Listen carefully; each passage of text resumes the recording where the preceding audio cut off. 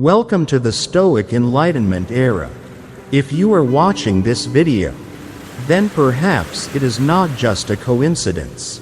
It is a signal that you are ready to receive a message specifically for the soul seeking peace in the midst of chaos. Among the thousands of content that pass by every day, not everyone stops here, but if you are still following these lines, I believe that your energy has hit the right frequency. And that is why you are here, in this moment. The video you are about to watch is not an ordinary lesson. It is a journey into the extraordinary calm of a man who lived on the precipice of war, loss, and collapse, an emperor who not only ruled the Roman Empire, but also symbolized the calm in the storm, Marcus Aurelius. The philosophy you are about to hear is not a social media buzzword. It is a truth forged from blood, sweat, and tears. It is the experience of living, not in peace, but in crisis.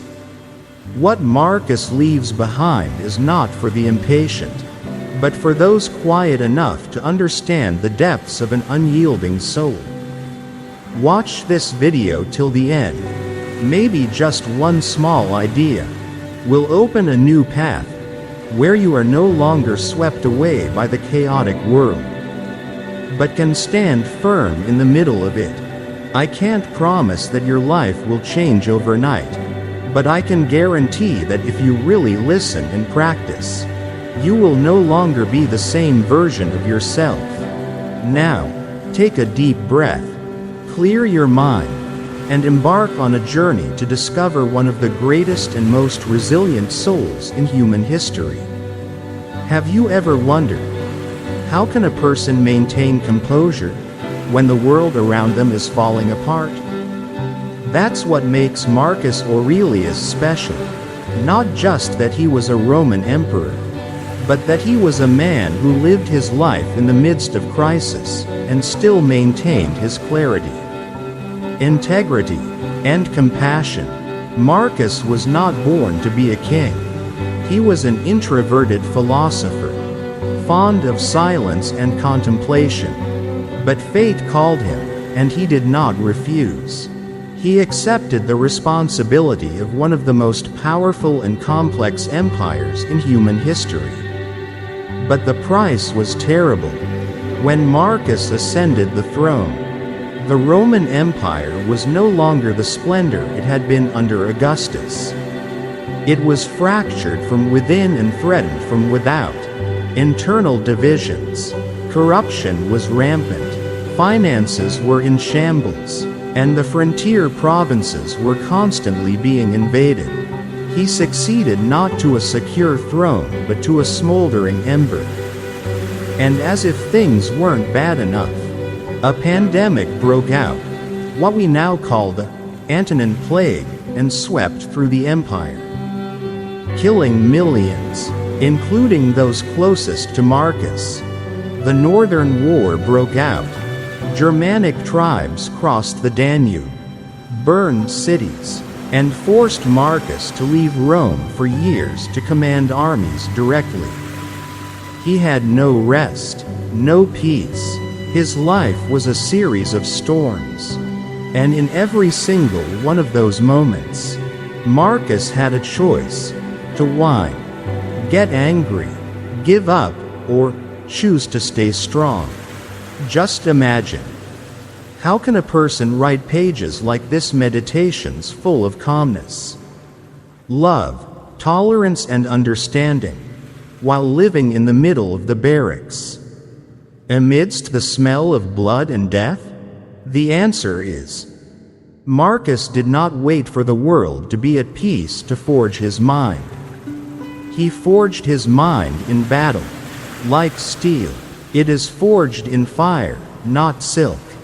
He saw his friends betray him, saw his son grow up to be unworthy of the throne, saw death lurking around him every day, but he did not let bitterness invade his soul. He still believed in human dignity, in duty, and in reason. Marcus once wrote, "You have power over your mind, not outside events. Realize this, and you will find strength. You have control over your mind, not over outside events. Realize that, and you will find power." The question is, if he could do that, in such a chaotic time, why do we? Living in a modern world, let ourselves fall because of a few criticisms, a small failure, or a temporary loss? That is why we need to look back at Marcus's life, not to admire him as a historical figure, but to ask ourselves, if I were in that situation, how would I choose to react? Marcus has been there, in that place where you feel confused, exhausted, or hopeless, but instead of giving up, he turns each incident into a lesson, and each lesson into inner strength. So if an emperor can stay calm when his empire falls, then perhaps you can too, in your own world. Here's an interesting fact that few people know. Marcus Aurelius, one of the greatest emperors in history, never actually wanted to be king.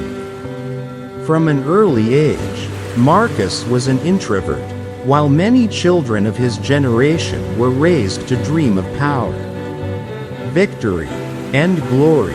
Marcus was fascinated by philosophy. He would often sit for hours in silence reading the works of Epictetus, a slave-turned Stoic philosopher. Rather than run around or seek attention, Marcus loved simplicity, loved contemplation, loved truth. But then, fate called his name again. When Emperor Hadrian, one of Rome's greatest rulers, took notice of Marcus, he didn't see a weak child. He saw something profound. And Hadrian did something big. He chose Marcus as his future successor. Even though he was still very young and had absolutely no desire for it. Imagine this. You are living a peaceful, quiet life, studying, contemplating, when suddenly you are given the responsibility of running a giant empire. Can you refuse? For Marcus, he does not see it as an honor, but as a duty, a moral obligation, beyond his personal will. This is the Stoic spirit alive, not fighting fate, not complaining, but embracing it, fully and responsibly. Marcus did not choose to be emperor, but when the universe placed him there, he accepted and poured his heart and mind into doing it right. And it is from here that we learn one of Marcus's most profound lessons. Acceptance is not resignation. It is the beginning of strength. Marcus writes in Meditations, "Accept whatever comes to you woven in the pattern of your destiny." For what could more aptly fit your needs?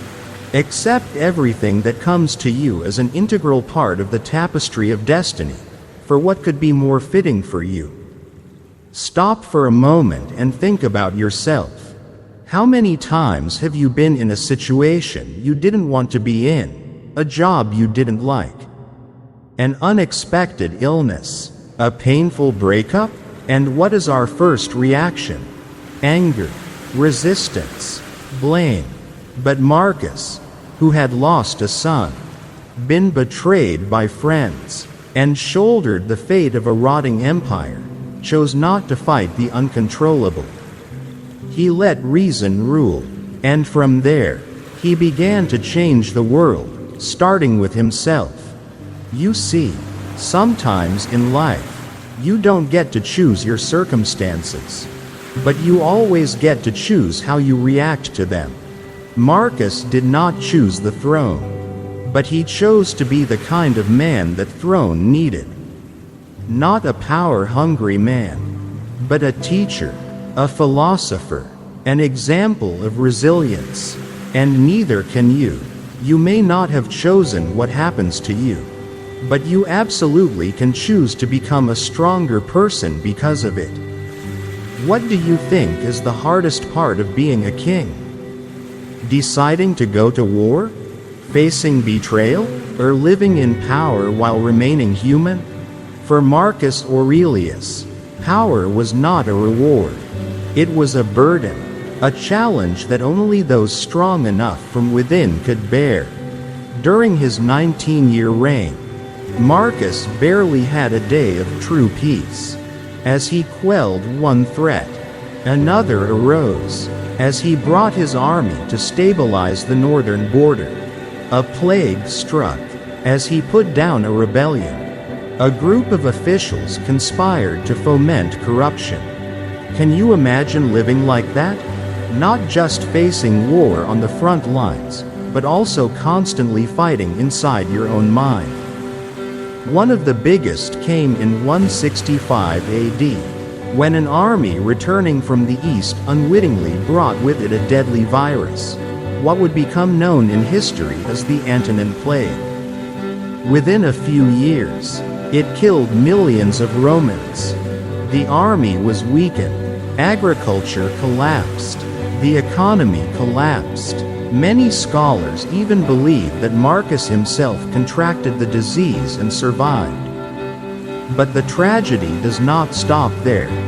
While Marcus was devoting all his energies to securing the northern frontier, a man he had once trusted, the general Avidius Cassius, rebelled. Cassius declared himself emperor and seized power in Egypt, a land that was strategically vital to the empire. So how did Marcus react? No anger, no revenge. Don't let emotions overwhelm you.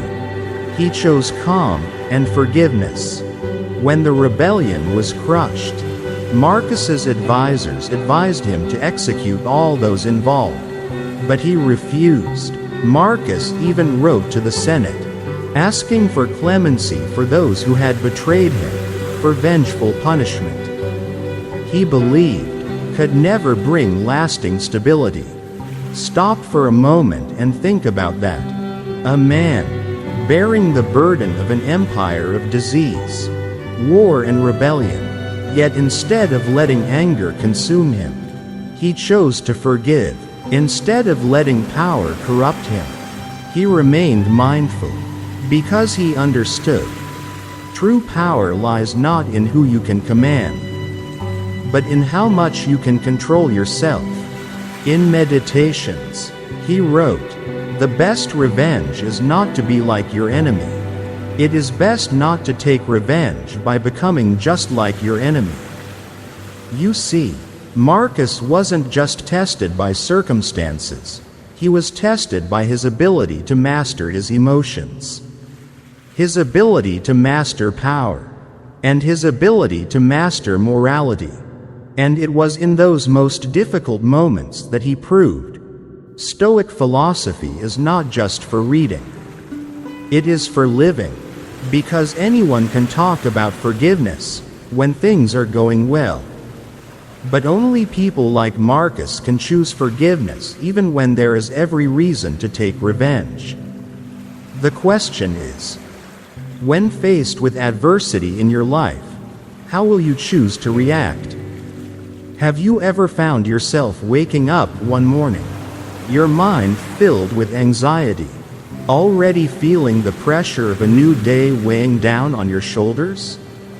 Marcus Aurelius was like that. But instead of giving up, he opened his notebook and wrote. That book, we call it Meditations, Reflections. Not a book to publish, not to teach anyone, but to remind oneself. A kind of silent dialogue between Marcus and his mind, between reason and fear, between courage and doubt. One of the most famous passages he wrote is, "You have power over your mind, not outside events. Realize this, and you will find strength.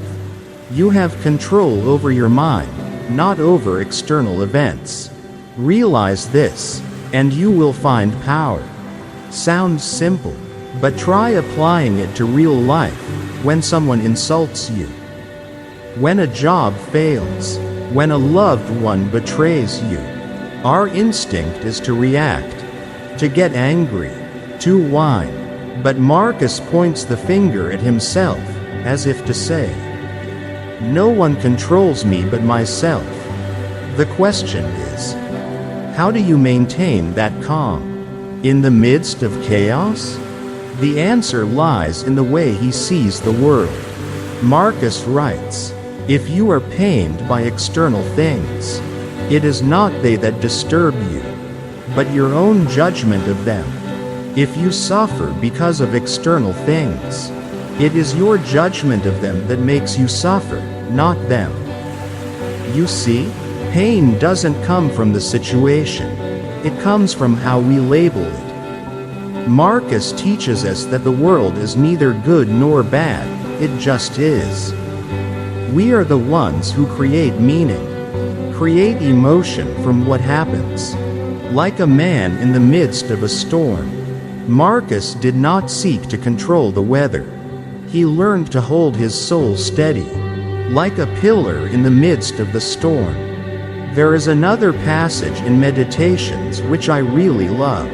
Marcus writes, "Begin each day by telling yourself, 'Today I shall meet with interference, ingratitude, insolence, disloyalty, ill will, and selfishness.' Begin each day by saying to yourself, 'Today I will encounter obstruction, ingratitude, insolence, betrayal, malice, and selfishness.'" Why so pessimistic? No, Marcus wasn't pessimistic.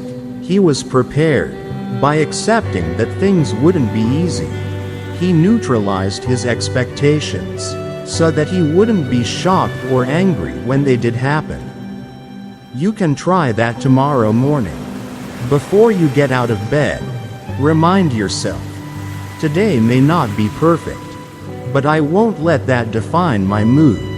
You will see, your mind is more stable, more steady, because that's what Marcus did, every day, in the midst of war, in the midst of plague, in the midst of betrayal.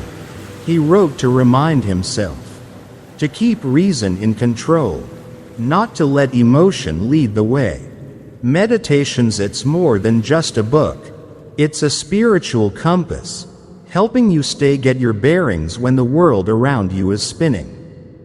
And if an emperor can sit down in the middle of a storm to reflect, to keep his sanity, then you and I, in our ordinary lives, can surely begin with a slow breath, a moment of silence, and a choice.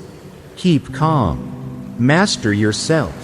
You know, one thing that sets Marcus Aurelius apart from most leaders, and even most people who talk about life philosophy, is this: he didn't just write down what was right. He lived it. There are many people today who like to share profound quotes, who like to talk about mastering emotions, living positively, thinking big, but when the real trouble comes, an argument, a loss, or an unexpected event, all that beautiful stuff disappears. Marcus is not like that. He wrote about Stoic philosophy, but he also lived it to the fullest. Every day, every situation, from the little things to the life or death decisions. Meditations, not a moral manifesto, but a practical handbook of an inner warrior. For example, he once wrote, "Waste no more time arguing about what a good man should be. Be one. Don't waste your time arguing about what a good person should be. Be a good person." Marcus did not put himself in a position to preach. He disciplined himself first. He set an example before demanding it of others. Even as emperor, he lived simply, ate sparingly, slept on a barracks bed, and shared the hardships of his soldiers, when he could have been enjoying the comforts of a palace. We live in an age where image often takes precedence over essence, where it's easier to say the right thing than to live it. But Marcus shows that you don't have to speak in public to be influential, you just have to live it quietly. Can you imagine being an emperor, absolute power, but still living humbly, still self-criticizing every day, still asking the question, have I lived a worthy life? We, even if we are not kings, can learn from this honesty. Look at yourself and ask, am I living what I believe? There is a passage in Meditations I think everyone should read it at least once. At dawn, when you have trouble getting out of bed, tell yourself, I am rising to do the work of a human being. When dawn comes and you find it difficult to get out of bed, tell yourself, I got up to do the work of a human being. This is not an empty call. It is a quiet, but powerful reminder that, tired as we are, imperfect as we are, we have a duty to ourselves, to our community, and to life. It's in those small moments, deciding to get out of bed, keeping a promise, forgiving when we can't get even, that we show our true selves. Marcus did not live to be an icon. He lived by principles, and it was that consistency that made him a timeless model. So the question is not, how well do you know Stoic philosophy? But rather, are you living what you believe in, even when no one is looking? Keeping your spirits up when life is stable, that is easy.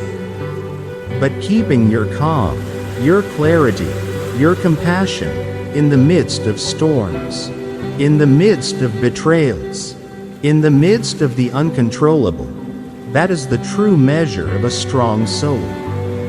And that is also why Marcus Aurelius, despite living more than 1.800 years ago, is still revered as a symbol of stability in troubled times. Do you know what kept him going? Through nearly 2 decades of war, disease and rebellion? Not an army, not power, but a system of principles for living, simple, but steadfast. Principle 1. Focus on what you can control. Marcus writes, if it is not right, do not do it. If it is not true, do not say it. If it's not true, don't do it. If it's not true, don't say it. In a world filled with chaos, he turned back to the one thing he could control, himself. How he thought, how he reacted, how he treated others, even when they didn't deserve it. You may not be able to control your coworkers, the news, the markets, or even your spouse, but you can always control how you react. And that, Marcus says, is the only place where true power exists. Principle 2. Look at life with the eyes of reason, not with temporary emotions. He once wrote, choose not to be harmed, and you won't feel harmed. Don't feel harmed, and you haven't been. Choose not to be offended, and you will not be offended. If you do not feel offended, you have not been offended. This doesn't mean that Marcus avoided emotions. Rather, he trained himself to separate events from the emotions associated with them. He learned to observe emotions instead of being swept away by them. Have you ever felt angry because someone said something wrong? Or felt slighted by a terse email? That's how our minds automatically label things. Marcus chooses to delay his response, analyze the cause, and respond rationally, not instinctively. Principle 3. Remember death, to live deeper, live more truly. It sounds grim, but Marcus reminds himself every day that he could die at any moment. You could leave life right now. Let that determine what you do, say, and think. You could leave this life at any moment. Let that guide what you do, what you say, and what you think. He did not fear death. He used it as a filter for the meaningless.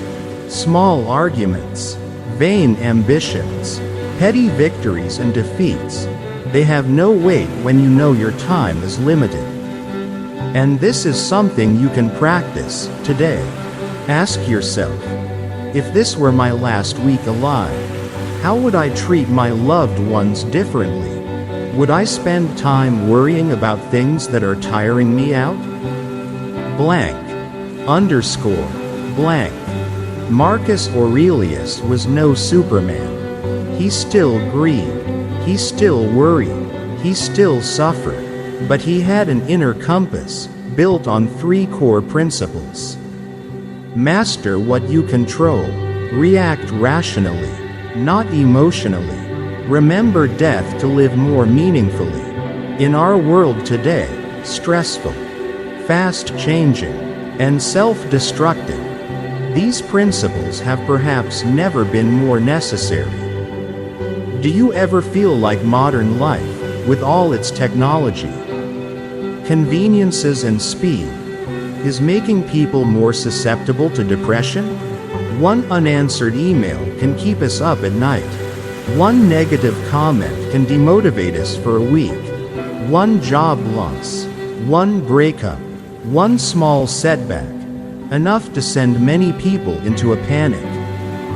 But what if you had a strong mental foundation to stand firm, not only when things are going well, but also when the world around you is in turmoil? This is where Stoic philosophy, and especially the thinking of Marcus Aurelius, becomes all the more valuable. Unlike many modern quick fixes like think positive or stop worrying, Stoicism doesn't promise you won't hurt. It shows you how to not wallow in pain. It doesn't ask you to be strong. It helps you become strong from the inside out. So, in today's world, how can we apply Marcus's philosophy when faced with events? Blank. Underscore. Blank. 1. Start by accepting the unchangeable. A core Stoic principle is, do not resist reality. Marcus writes, do not waste what remains of your life in speculating about others. It is not theirs to control. Don't waste the rest of your life worrying about other people. It's not something you can control. This sounds simple, but it's incredibly profound. You can't control the world, but you can control your inner world. You lost your job? That's true. You were betrayed? That's also true. But how you react to it, whether it's positive or negative, hurt or positive, is entirely up to you. Blank. Underscore. Blank. 2. Act out of duty, not out of momentary emotion. Stoicism doesn't teach you to run away from difficulties. It asks you to stand up and act, even when you're afraid. Marcus once wrote, do what you must, even if you fear it. When an incident occurs, ask yourself, what do I need to do now? Instead of, why me? Maybe you need to make a difficult phone call. Maybe you need to apologize to someone. Maybe you need to start over. Do the right thing, even if your heart isn't ready. Strength comes after action. Blank. Underscore. Blank. 3. Find peace by simplifying. The modern world makes everything too complicated. Marcus chooses to live a minimalist life, both on the outside and in his mind. He wrote, very little is needed to make a happy life. When you're in a crisis, don't try to control everything. Slow down. Pay attention to your breathing. Maintain a routine. Repeat a favorite quote. Peace comes from very small things, when repeated meaningfully. blank, underscore, blank. And above all, don't let the outside world define who you are. Remember, Marcus wrote his most profound lines in a military tent, in the middle of a battlefield, when death was always near. He did not write to become a philosopher. He wrote to not lose himself. And that is also a message for you, someone who is living in a world full of uncertainty. You don't need a perfect life. You just need a strong enough mind, so that when everything falls apart, you still stand strong from within. If I had one image to describe Marcus Aurelius, I would choose a rock standing alone in the storm, cold, wet, eroded, but never shaken. Not because he was perfect. No, Marcus was human. He hurt. He got tired. He got frustrated. But what made him great was that he didn't let his circumstances define him.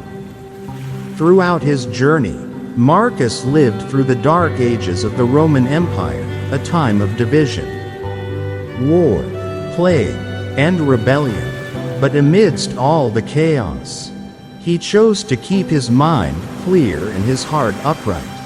And the amazing thing is, he did not leave a legacy of military victories or great works. He left behind quiet reflections in a notebook that nearly 2,000 years later, we are still reading, still studying, still searching for meaning in. The question is, why do these thoughts touch us, people living in the 21st century? Amidst technology, social media, and completely different challenges? Because human fear never changes. I am still afraid of failure. I'm still afraid of betrayal. We are still afraid of losing control, losing our reputation, losing our loved ones, and ultimately, losing ourselves. And it is at that intersection, between fragility and the need for control, that Marcus's philosophy emerges as an anchor, holding us steady amid the emotional and uncertain winds of life. Marcus doesn't promise that everything will be okay. He just said, whatever happens to you was prepared for you from the beginning of time. Whatever happens to you, it was already planned for you. That saying, to me, is not destiny, but it is a reminder that every challenge, if we have the courage to face it, is an opportunity to train our spirit. Blank, underscore, blank. So, what is Marcus's legacy? Not power, not feats.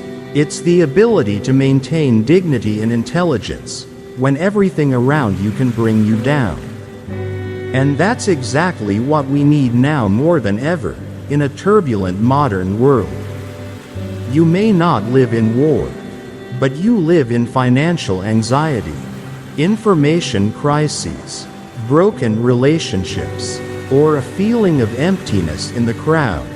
You may not be an emperor, but you still have to make decisions, take responsibility, and find meaning in the most ordinary of days.